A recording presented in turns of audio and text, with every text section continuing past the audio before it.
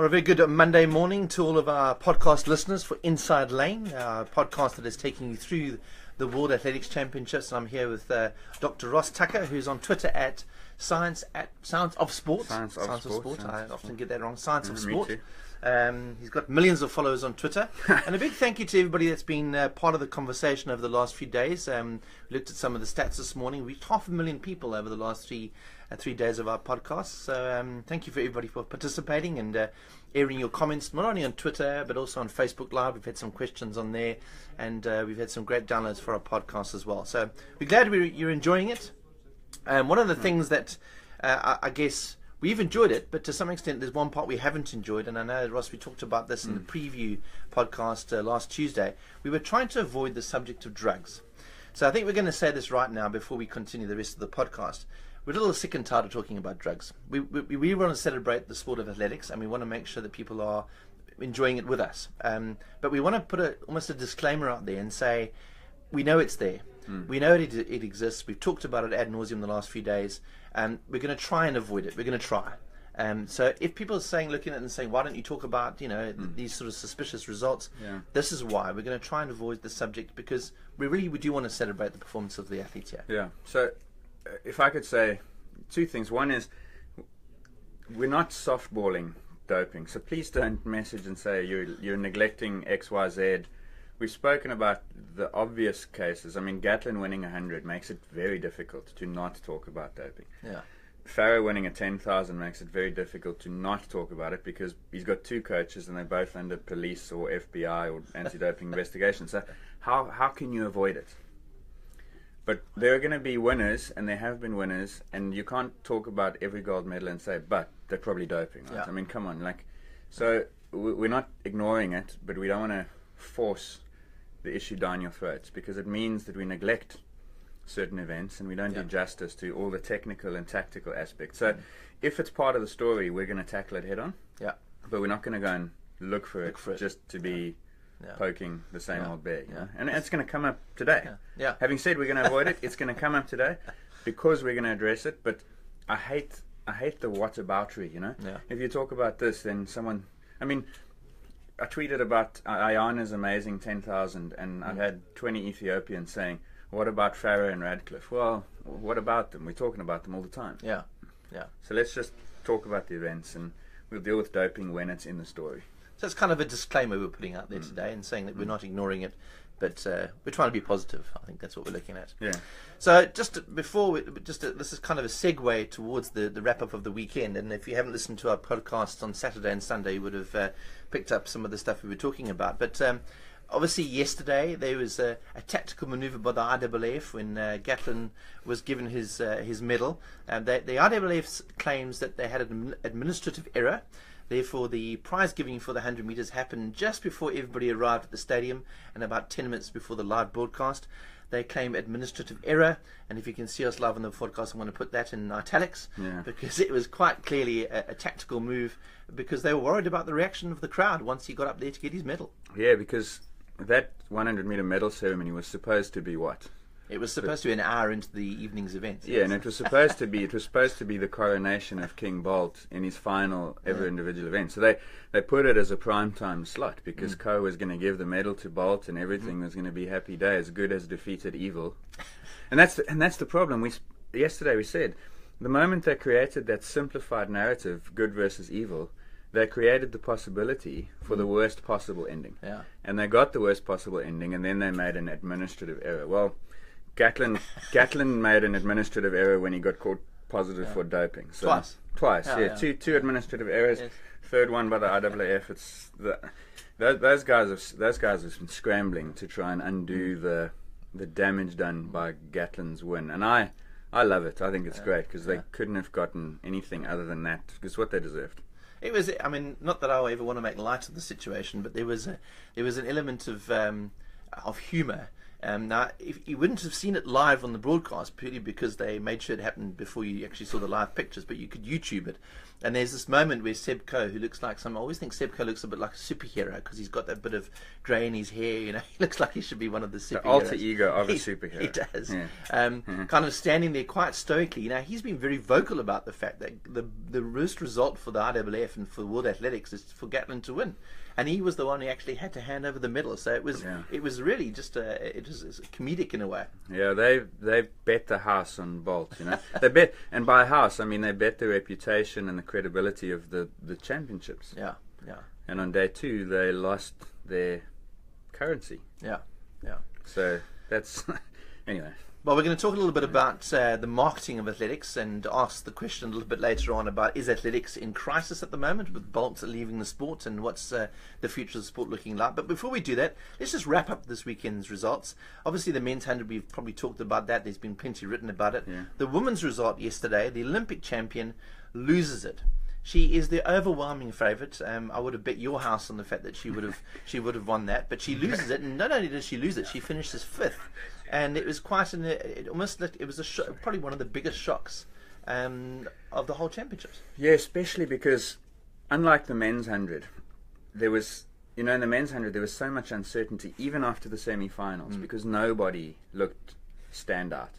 In the women's 100 semis, Thompson looked superior. She looked so easy.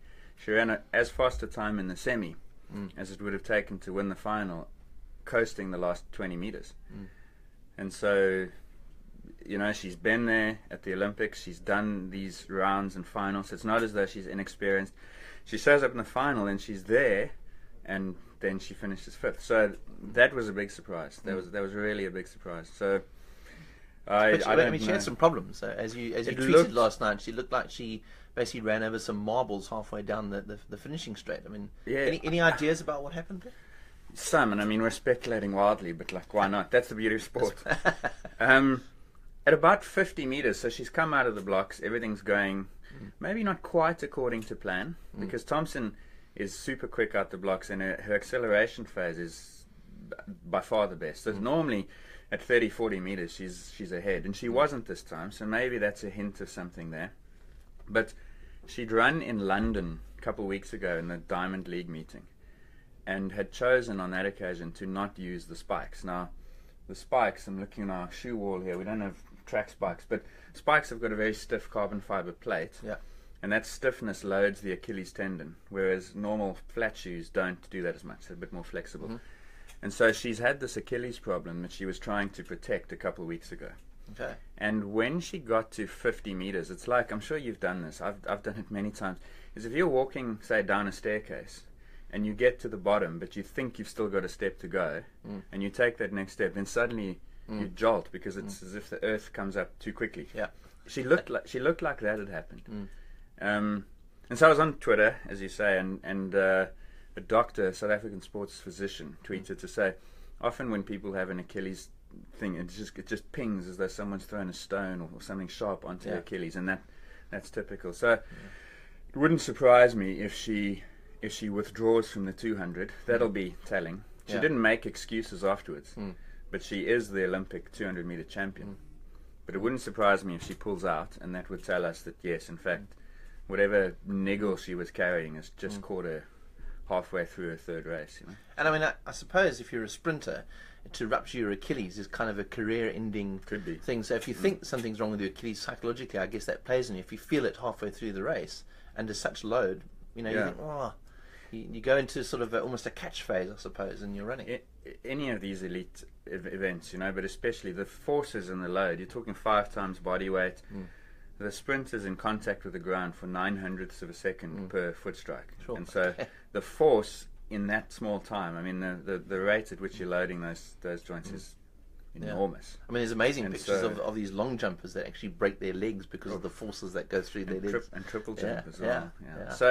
So yeah, that's a shame for her. It's a shame for Jamaica. So Jamaica only got 1 medal in the 200 meters, only Bolt, and that's the first in a long time.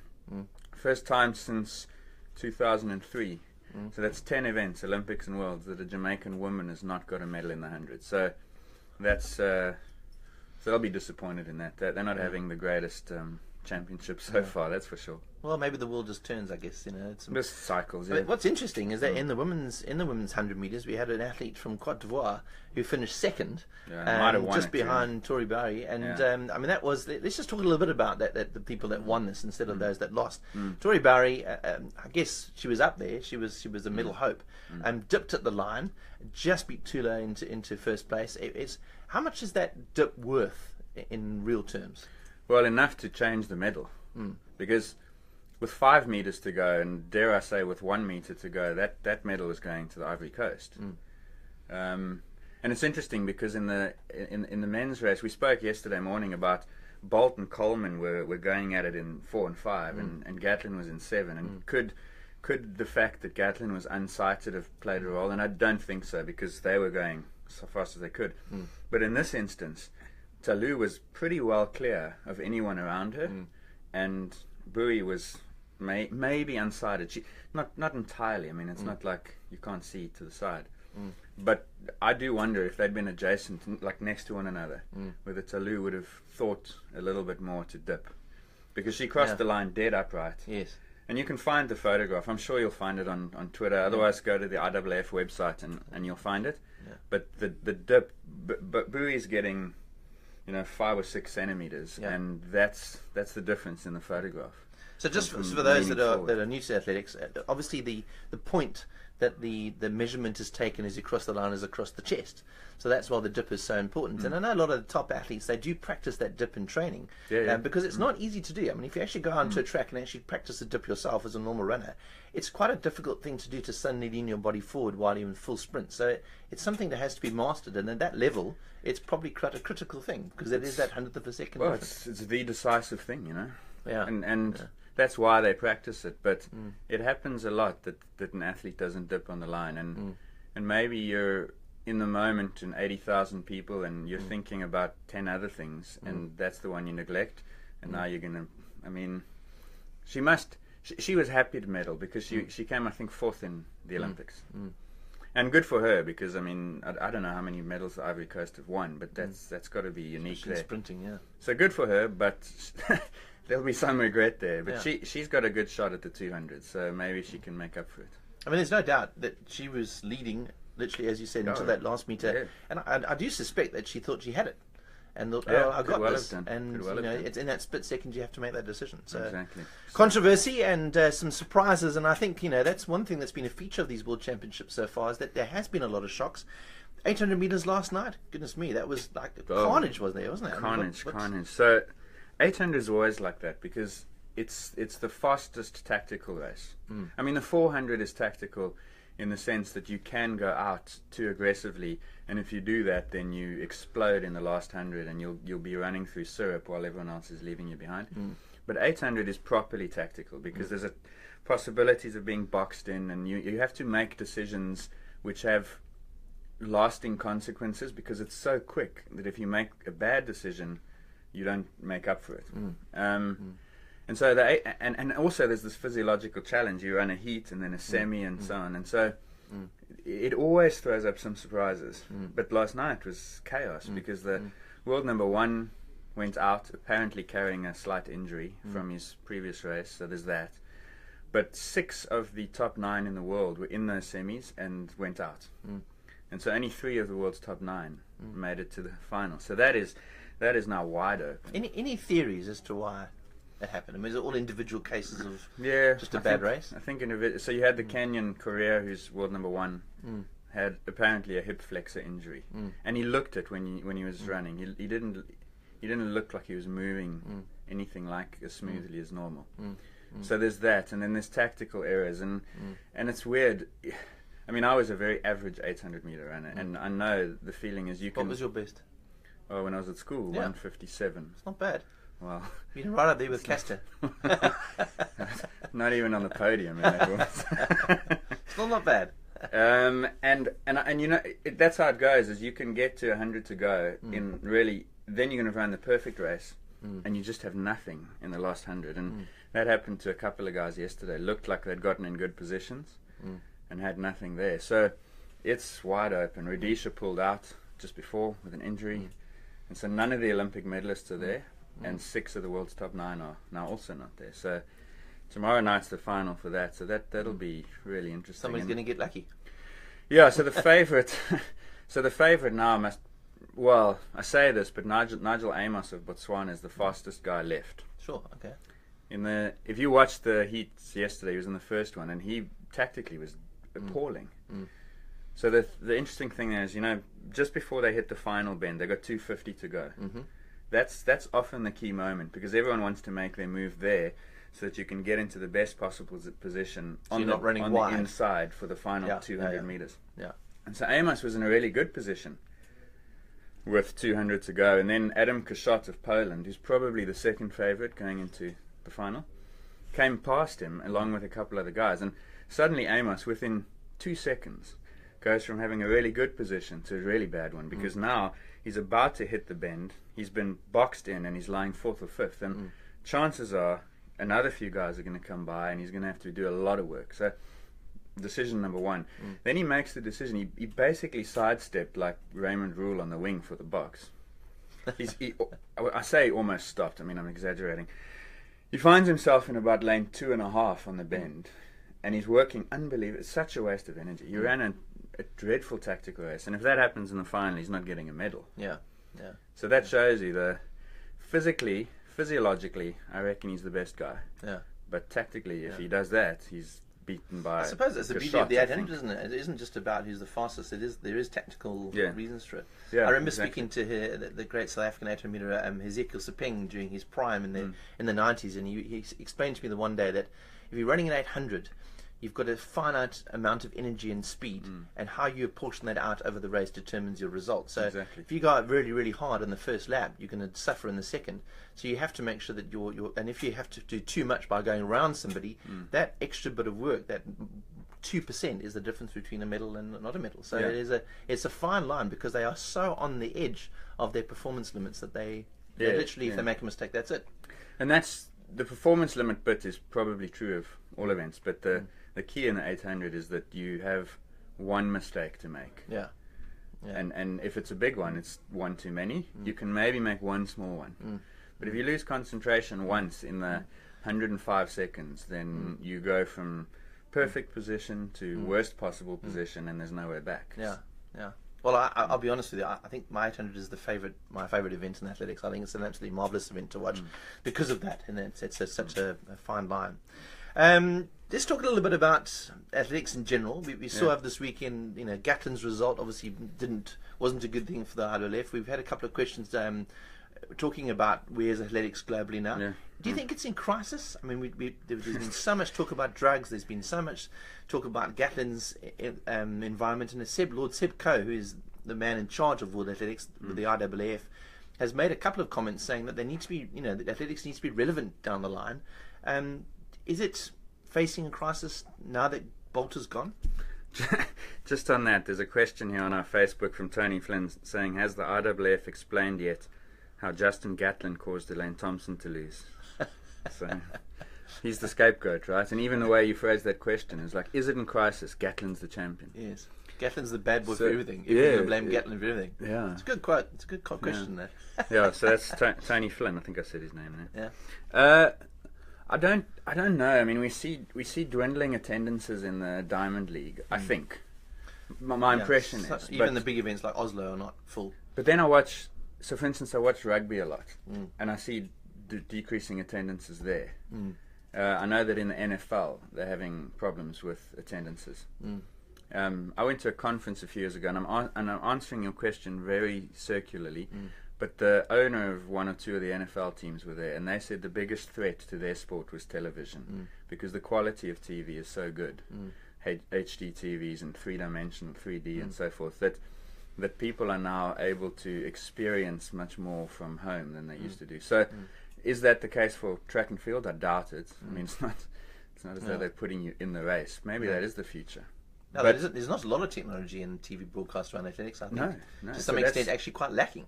Yeah, so maybe that's an area where they can take one or two steps forward without having to fundamentally change the sport. Yeah. Because once you leave that, then you're left with questions around existential survival of track and field?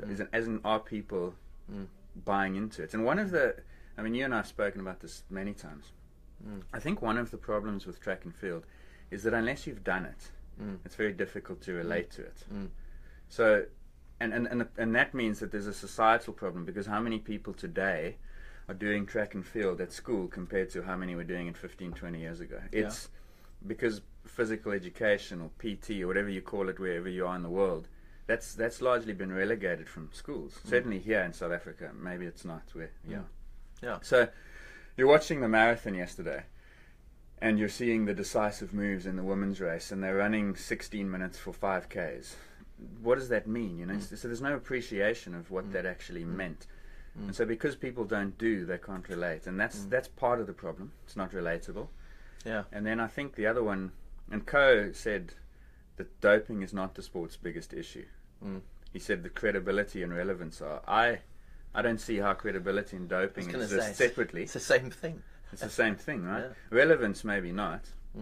But doping, I mean, the fact that these World Championships, the discussion points are Gatlin, dope, Farah, question marks, and so on, that tells you doping is one of the sport's big issues, and they haven't addressed it. Now, before we came on air here, you said, so what about doping? Like, people don't really care. And that's an interesting issue. Well, because in cycling, I mean, cycling's been, you know, if anybody had to pinpoint a sport that's got the most publicity around doping, it's cycling, and yet it's more popular than ever. So, you know, I always question, it's terrible for the sport when there's doping, but, you know, I suppose, you know, is there any such thing as bad publicity? You know, Gatlin might be the bad guy, but people will still go and watch him because maybe they like to boo him and be part of it. I'll tell you what, I think, or at the time it was my impression, and again, I've got no data for this, so this is a very bold assertion, but in 2005-06, cycling went through maybe its lowest point, maybe just after Landis got exposed, because he was the first yellow jersey to fail a test. We now know Armstrong and all the other guys who were likely or definitely doping, who had yellow, but he was the first one to lose the jersey because of a positive. And I remember at that time, media in Europe said, we're not going to cover the sport anymore. German, I think Swiss, those newspapers didn't carry the tour. They carried the doping stories. And that was a stimulus to change things from the marketing and the money point of view. But until that stimulus exists, there's no incentive to catch doping. So do you still believe that the administrators of the sport, both internationally and generally, are not taking it seriously enough? I mean, is that your assertion? That doping specifically? Yes. And that's not even my words. That's Richard Pound is a Canadian lawyer who was the first head of the World Anti-Doping Agency, and he is on record, and this quote exists, I'm not making this up, he is on record as saying that there is no appetite to catch doping. There are other people in the know who have said that the World Anti-Doping Agency is basically a PR arm because it exists to create the illusion that doping matters to sports agencies. National anti-doping federations have no incentive to expose their own athletes. And of course, that's what's required. So the way the whole system is set up might have been good 15 years ago for what existed then, but it's clear now that it's not fit for purpose, to use a businessy jargon term. And so then you'd say, okay, they're not really serious about it, because if they were, they would expose a level of cheating, I think, that would actually possibly mess the sport up completely. But maybe it wouldn't, you know? You realise we're talking about doping again. I know, but people don't. We tried. Okay, well, 30 seconds. People don't in the USA. People don't care about doping in baseball. You know, there's quotes as well. People would rather see 60 home runs a year and batters in baseball smashing the ball 500 feet into the cheap seats in a baseball match. And what would we be as fascinated in the men's 100 if it was always going to be 1 in 10.1? I think I still would. Yeah, it's about the competition. I think I still would because I'm still watching the competition. But I think a lot of people are hung up on world records and so forth. But anyway, let's park that. Let's park it. So some of the issues for track and field is difficult to relate to. Malcolm Gladwell. Here's I found this interesting, and I don't see eye to eye with Gladwell on a lot of things. Gladwell's an intellectual. He's an author in the US. He writes for New Yorker, and he's got 5 or 6 best-selling books. He's a very keen athlete. Yes. Really good Big miler. runner. Yeah. We've had him run us all once or twice. That's right. Yeah. And he came up with something a couple of years ago called the Kipsang number. Have you seen this? No. It was at the time that the world record in the marathon was held by Wilson Kipsang. So today it wouldn't be that. It would be the Kemeto number or the Kipchoge number, whichever record you believe in. And he said the Kipsang number is how many meters or kilometers you could run at Wilson Kipsang's marathon world record pace. Because everyone has a Kipsang number. And his thinking was... Mine's 0. Well, 5 meters, surely. Maybe. Downhill, if you were... Maybe. If you were pushed hard in the back. Yeah. So, for instance, if you could run a half marathon at the world marathon record pace, then A, you'd be the best half marathon in South Africa, and B, your Kipsang number would be 21.1 kilometers. Okay. Yeah. And so he was saying that would help people get an idea of just how impressive that performance was, because most people's Kipsang number... So to give an idea, let's say, for instance, what is 1K? 257. 257. Yeah. So if you can run a 257 kilometer once off, which I definitely can't do. Yeah, no, I would tear most muscles in my lower body. So my Kipsang number would be like 500 meters, maybe. So you're going to, Not even that. Yeah, I'd struggle to make 400 at this stage. Yeah. I'm so unfit. You go down to the gym and get on a treadmill, make sure it's a decent one and someone's there to catch you behind, and you put the treadmill on 21.3 kilometers per hour and see what you feel like. I don't think they even go up that high, do they? They might not. Some of them might not. So that's the problem. And then the other thing is... Just sign the indemnity form first before we take your advice. You didn't hear it on this podcast. So that's the one thing. And then the other is, it's not always easy to tell who's winning in track and field. Yeah. If field events have that problem. Yeah, especially the stagger. Yeah. So men's 100 is really easy, because even if you only watch one event every 4 years at the Olympics, it's very easy to see that guy's winning, he's the fastest, and so it's a little more complex. I'd love to see. I mean, we've seen this before, in post events where they'll show the speed of the athlete on the track as they're running, and they can mark that with a little, graphic and that sort of thing. And it would be amazing to be able to do that in the 400, to actually show whoever's leading at that point would have like a little marker of them. So hopefully tomorrow night when Wade van Niekerk's racing, we can, he goes off. If he's the quickest out, who's second and third continue. It'd be amazing to watch that, and I agree. Just a final word on this. I remember I liked your point about the relevance, understanding the relevance. I was at home last night with my family, trying to explain to my youngest son how far the long jumpers jumped. So I measured out across our lounge 9 meters, which is almost what they were jumping on Saturday, and he was dumbfounded. I said, these guys actually jump that far in the air, completely in the air. They're not touching the ground at any point. That's how. He says, no, it's impossible. I said, this is a conservative. I just literally stepped out a meter at a time. So it gives you an idea. Just go and do that. Just measure out 1 meter, 9 meters, which is basically just one decent stride, and figure out that is exactly how far those guys are jumping. That's when relevance becomes like, whoa, that is amazing stuff. Yeah, so on that, you're watching the men's long jump or shot put, whatever it is, pole vault last night for women. What's the difference between Manyonga jumping 8:48 and the American who's 4 centimeters behind? That's the margin of victory. Yeah. So what's the difference? Was it speed on the runway? Yeah. Who was faster, Manyonga or Lawson? Is it the force being applied to the ground? Is it the angle of takeoff? Or is it the time they spend hanging in the air and what they? So those that's are why you're here. Well, those are the four things that determine the outcome. Now, obviously, they're not linear and simple, but those are the 4 things. So if you were coaching these athletes, those are 4 things you measure. Yeah. And I was at a conference in 2012, and it was presented by a UK-based sports and exercise group, and they had speaking on their group from UK Athletics, and they employ a horizontal jumps specialist whose job it is to measure those things. Okay. And so they have force plates in the ground, they have high-speed cameras, and they're measuring the angle, the speed, the force all the time. Yeah. Now, I'm not saying that we want to turn track and field into a NASA-like aeronautics experiment or demonstration. But I think it'll be interesting to show what's the hang time. How long did this guy spend in the air? What's the height that Manyonga got compared to Lawson? Are they taking off at different... Those things, I think, for me, they would enhance the coverage. So that's the technology being used. The only other option I think they've got is some new events. And I mean, I can't believe I'm saying this, but I was in the States for 10 weeks a while back, and every night there was a channel, and I assume they're just showing reruns of Ninja Warrior. Yes. Now, I hate the glam and the hype and the stupid commentary and so on. But I can see the appeal of a Ninja Warrior because it's an all-round athleticism. It's a simple concept. You either make it or you don't. You fall into the water and the crocodiles or whatever. I like some sort of obstacle type thing would be interesting. You know, climbing is going to be in the Olympics in 2020. So you're going to have two guys climbing a wall as fast as possible next to one another. So it's a match race. It's a duel basically. That would be quite interesting in a track and field sense. But you've got to get it right without being gimmicky and stupid. But that seems to me to be what the market wants more of.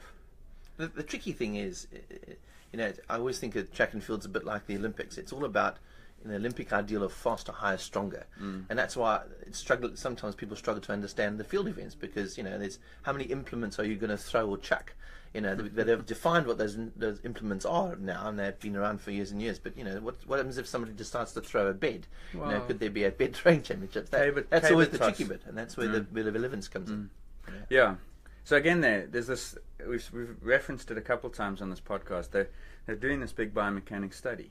So at some point there will be data on the velocity of the discus release and the javelin and the shot put and the hammer throw. Yeah. So we'll get data on like who's actually the most powerful. So it'll be great. So so that's cool to add insight, but it's not exactly enhancing the coverage. I mean, in the end, sport needs characters and personalities and rivalries. Tennis is healthy because there are four guys who've been dueling.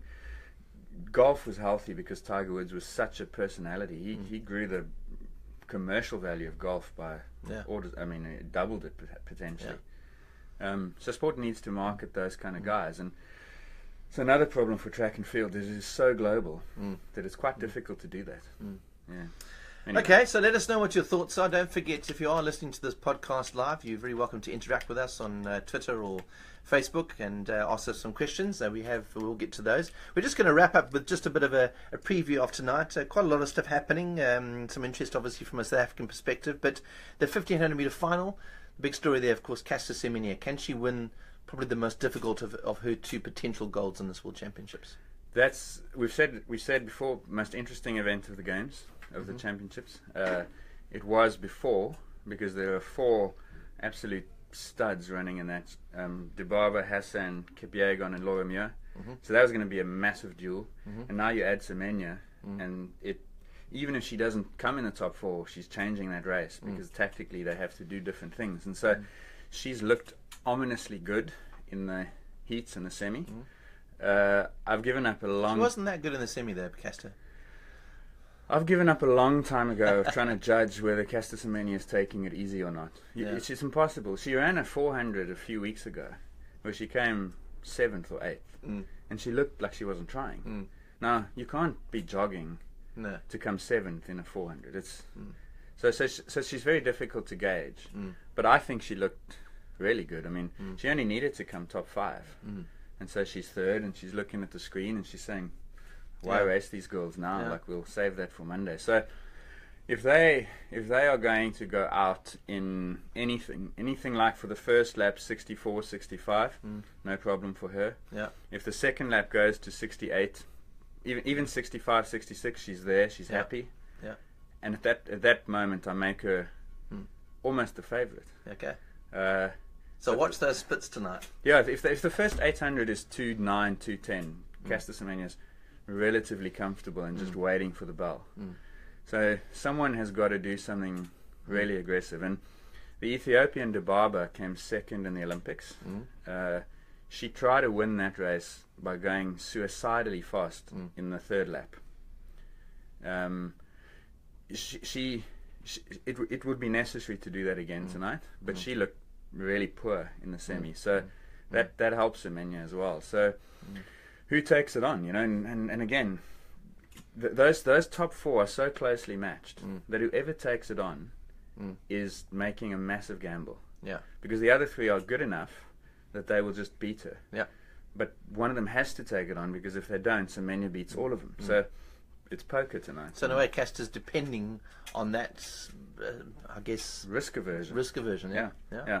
So that's going to be, for me, really, really fascinating. And I wouldn't want to. I still think Kipyegon or Hassan wins gold. I reckon Semenya gets a medal. But as I said, I've given up years ago trying to forecast what Semenya's going to do. It's just impossible. Yeah. Except in the 8th, she's going to win.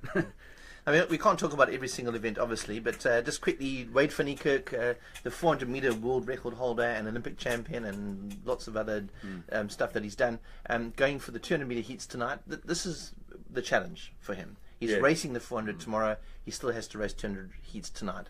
Yeah. What faces him? So where most of his 400 rivals are not relaxing today, but doing their fine-tuning, he has to go through. Okay, and it's only a heat, so he's not going to have to run 19.8. He's going to run 20.3 or something, and he'll make it. Yeah. But he's got to go through the warm-up and the stadium activities, and so that's where it gets demanding, and so he will have to conserve energy. I read an interview with him on the internet this morning, where he says he's got these doubts versus belief in his mind. He called it this constant tension, which was interestingly candid, actually. And he said he's nervous about the physical demand that he's asking of himself. But he did then say that he has been trying to manage his efforts in the 400, which is why he hasn't looked, in my opinion, dominant. I still think he's looking good enough that he's going to run 43.4 or faster, and that's going to win that title. As for tonight, he's just got to do as little as possible to get to the next round, and then one step at a time. So that'll be interesting. There've been some other guys looking good in the 4, but for me in the semis last night, he looked like he was doing just enough to clear the bar, which is perfect. Now, we started this podcast talking a little bit about the sad topic of drugs, but we're going to go and hopefully end it with something really positive. 100-meter final hurdles, 110-meter hurdles. Great story with the world champion and the world record holder coming back from a lot of adversity. Yeah, so in 2012 in London, the Olympic champion was Aries Merritt, who then American, by the way, an American hurdler, high hurdler with great hair. Yeah, a lot of them have that. Fantastic. It's like a map up there. You know? Anyway, we're digressing. And at least it's streamlined. Yes. It's nothing's flapping in the breeze there. It's interesting because I've been watching, especially on the women's side, a lot of them have very big, and I would imagine heavy hair. And I know this sounds sort of facetious, but if you could give me 500 grams less to carry in a 100, I mean. Is that how much hair is worth? I don't know how much. How much does a weave Am weigh? I heavier than you because I have more hair? Well, I don't know. I don't know. Be fast over 5K? I don't know, but I mean, if you gave those women 200 grams to carry on their shoulders, they would say no way. But they're choosing to have. If anyone out there knows how much. How much hair is worth? The women's heptathlon was won by Tiam of Belgium, who's got like impressive hair. Yeah. And I would like to know how much that weighs, because I wouldn't, as an athlete, want to carry it. Yeah.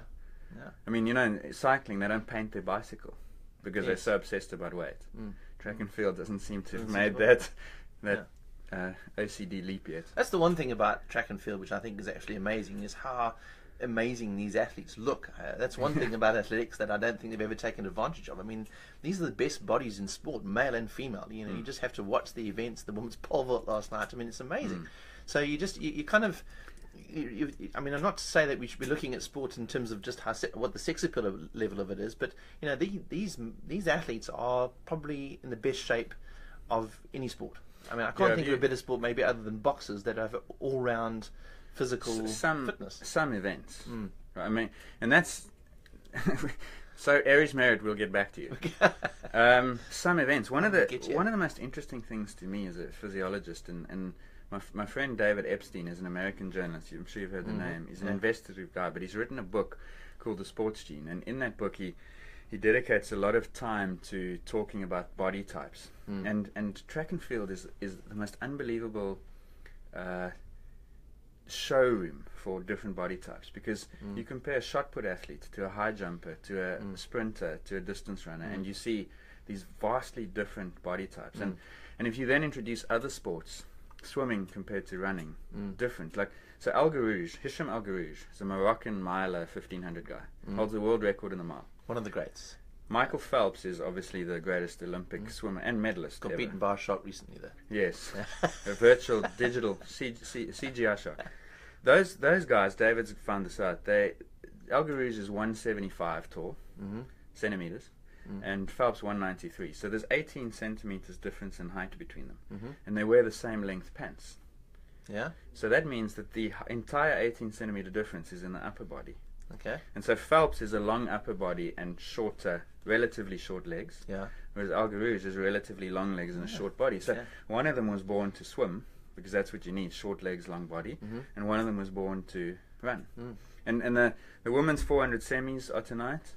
The men's 400 is tomorrow.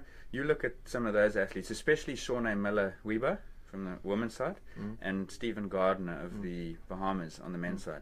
Just the most unbelievable physique for that event. So I find that really, really fascinating to look at the length of the tendons. They've got longer legs relative to. It's really, for me, very interesting. Yeah, I mean the Kenyans sort of, they're built for. They can't produce a sprinter, but goodness me, they can run endurance events. Asbel Kiprop in the 1500 he looks like he's been stretched on a rack. But it's, if you were designing with an engineer and a physiologist a distance runner, that's what he'd come out the factory looking like. So it's, I find track and field's fascinating for that reason. It's always amazing to me that there's some athletes that will say, 100-meter athletes or 200-meter athletes. I remember talking to Onal Moherba, the South African record holder over the 400 meters many years ago, and towards the end of his career he was trying to think, should he go 800? And he never did, because the difference between a 400 and 800 is enormous in terms of his physiology. And I used to think, why doesn't he just, if he's so fast over 400, surely an 800 with a bit of endurance training would be accessible to him. But it wasn't, and that's how narrowly defined these different events are. Yeah, so he'd be better than 99.5% of the world at 800. Yeah, but he's not good enough, because the people in the world champs are the 0.2% of the world who are the best ones. So and the crossover is. And that's why when you get doubles, the 1-2 most common, 2-4 little rarer, 8-15, 5-10. So the 5-10 it's the same physiology. The 4-8 is not, because and that's stuff you can't see. It's not the muscles and the it's the stuff that's happening in the muscles, the metabolism and the biochemistry. That's what makes the difference. So Wade at 1-2-4, people are saying, let him run 8. Imagine how good. No, it doesn't work that way. It doesn't work. So really interesting. Back to Aries Merritt. So Aries Merritt is the Olympic champion 2012. He breaks the world record by a lot, like obscene amount in 2012, just after the Olympics. He then doesn't do too well in 2013, but in 2015 comes third at the World Champs. 4 days after that final, has a kidney transplant, because he's got a congenital kidney condition called focal segmental glomerulosis. I read up on this the other day. Yeah, spell it. No, I'm joking. FSG. We haven't got time to spell it. That's FSG. That's FSG. FSG. And so he comes third and has a kidney transplant. So that's quite an amazing story. And that was 2 years ago, and now he's back, and he looked good in round one, not as good in the semi, but he, by virtue of his pedigree, will be one of the favourites for that. The other guys there are Omar McLeod of Jamaica, always US Jamaica. So far it's 2-0 USA in the sprints, but this is potentially Jamaica's one. Okay. So that'll be interesting, and that's tonight as well. So look out for that. The hurdles is very difficult to call, because you make an error of judgment or technique, and you clip a hurdle and you lose momentum, and you go from first to seventh like this. So that's always, I think it's probably the most amazing event, just because you have to be really brave. I mean, you have to attack every single hurdle and get it spot on. When you watch it from the front, you watch the slow motions after the final, then you appreciate the height and what they're doing, because look at their hips. You see, you're not doing this. No, you're not jumping. They call it modified sprinting, because your hips should not move too much. And so I saw the slow-mos yesterday, McLeod and Merritt there. I mean, obviously you're moving a little bit because the hurdle's that high, but it's impressive from the front. It's physically and technically one of the best, the most impressive things you'll see in the sport. Yeah. Okay, so lots to look forward to tonight. We're going to wrap it up for today and be back with you tomorrow. We've got one question which Ross is going to. So this is interesting, because it feeds into what we were talking about a moment ago, and it's Tony Flynn again. So that's 2 out of 2 for tonight. Thank you, Glynis. I'm going to get to your question in the. I'll write something down. He says horse racing coverage does not use speed and times at all, which is true. They don't. You don't have the Kentucky Derby where they have a world record like counter. Betting prices are more important than personal bests to broaden appeal, and that's interesting because a few people, including athletes, have said that if you want to broaden the appeal of track and field, you should allow betting on the athletes. The problem with athletes is that unlike horses, they can make decisions, and so you can get. How do you regulate that market? Because you put $100 on Bolt to win, and race fixing. Someone else pays Bolt more, and you get, so that's the reason they've resisted it. But he's right. If you did that, people would be drawn to it because they were engaged, and that's key. Is how do you engage people? Money and betting works. Yeah. So maybe not for the right reasons though. No, not at all. And again, can you overcome the issues with fixing? Maybe not. No, we've got enough scandals to deal with in athletics. Yeah. Right, that wraps it up for today. We'll be back tomorrow morning at 10 o'clock to give you some review of what happened tonight, which is going to be very exciting, and of course looking towards the events tomorrow. Thanks so much for joining us. Don't forget to interact with us on Twitter, on Runners World South Africa, and also with Ross's Science of Sport, and I'm on Mike Finch SA, and we'll be loading the podcast up on our Facebook page and on our site a bit later on, where you can literally plug it into your car and listen to it on the way home from work this afternoon ahead of the event tonight. Ross, thanks very much for your time. We'll be chatting to you guys tomorrow. Enjoy. Cheers.